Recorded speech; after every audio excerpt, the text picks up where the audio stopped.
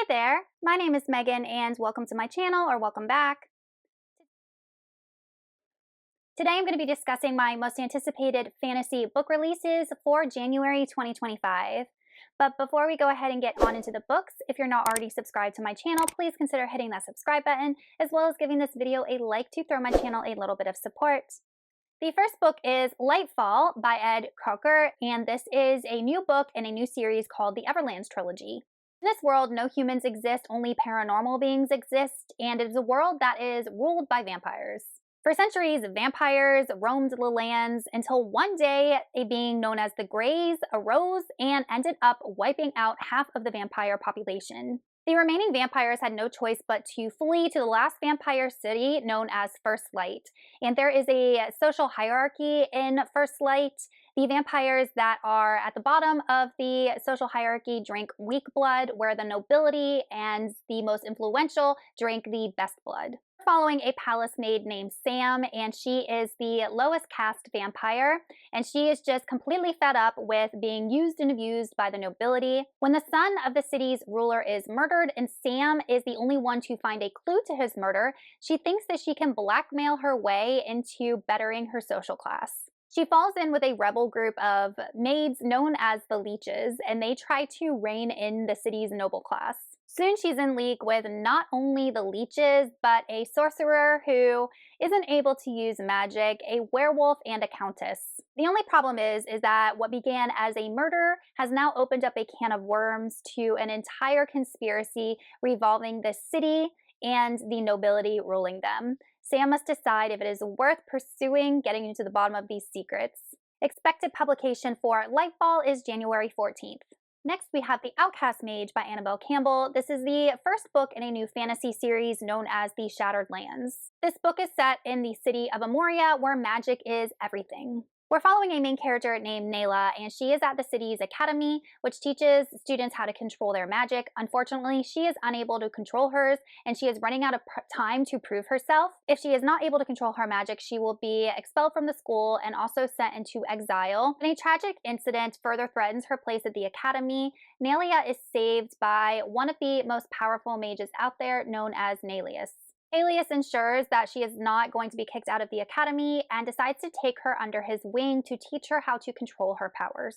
Fortunately, Halius has many enemies, and they would like nothing more than to see his protege fail. Now drawn into the schemes of the elite, Nayla must work on harnessing and controlling her powers, while the whole time watching as Amoria descends into civil war. Unfortunately, there is violence brewing in the city and other powers at work other than the magic of Amoria. Expected publication for The Outcast Mage is January 28th. Then we have a new publication from Grady Hendrix, and this is Witchcraft for the Wayward Girls. The setting of this book takes place in St. Augustine, Florida, and I have been there multiple times, and the setting kind of spoke to me when I first saw this because this is one of the oldest cities in the United States, and there is just so much history there. It is very colonial looking, and there is also a lot of like ghost stories associated with St. Augustine, so I thought that that was a really interesting setting that Grady Hendrix chose. But it sounds like we are following a group of girls, and it takes place in the 1970s. They were teenagers that were sent away to this place in St. Augustine as pregnant teenagers to birth their children. So we are following a group of pregnant teenage girls, and they are all very, very different.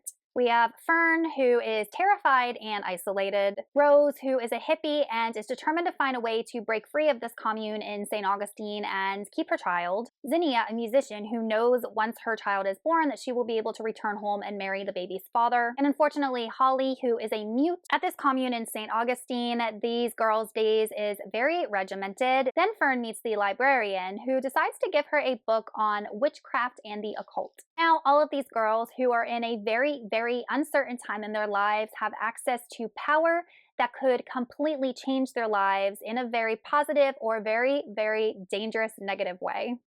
Witchcraft for Wayward Girls, scheduled release date is January 25th. Next, we have A Language of Dragons by S.F. Williamson. This is a historical fantasy reimagining. It takes place in 1923 in the United Kingdom in London, I believe, and there are dragons. We're following a main character named Vivian Featherswallow, and she has a goal. She is going to get an internship learn the language of dragons so that her sister will never have to grow up as a third-class citizen. Currently in this world, there is some sort of civil war going on. I don't really know the two sides of this war, and Vivian's parents are actually arrested for taking a part in it. Then her sister goes missing, and Vivian is offered a mysterious job of becoming a code breaker. Code breakers will help with the war efforts, and if she agrees to this job, her family will go free. If not, they will die. At first, Vivian believes that learning the language of dragons and becoming a code breaker is doable and it's something that she wants.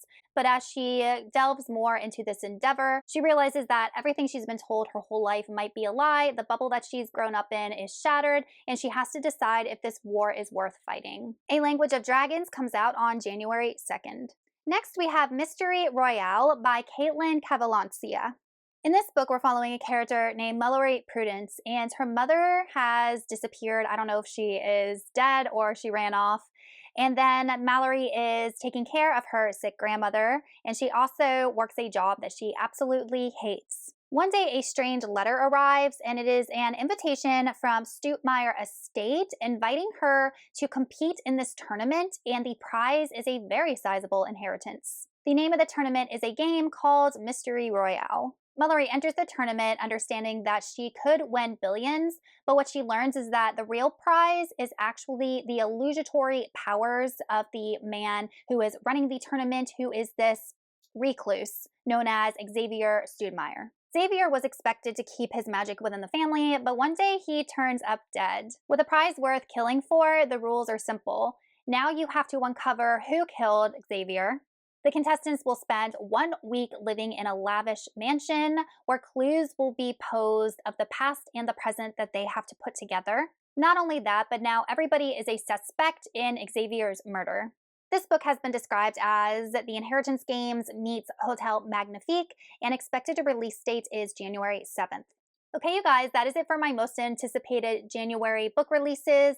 Let me know in the comments if you have read any of these yet, managed to get a NetGalley copy or something along those lines, or which one of these you are most excited to read. Thank you so much for watching, and I will see you all in another video soon. Bye!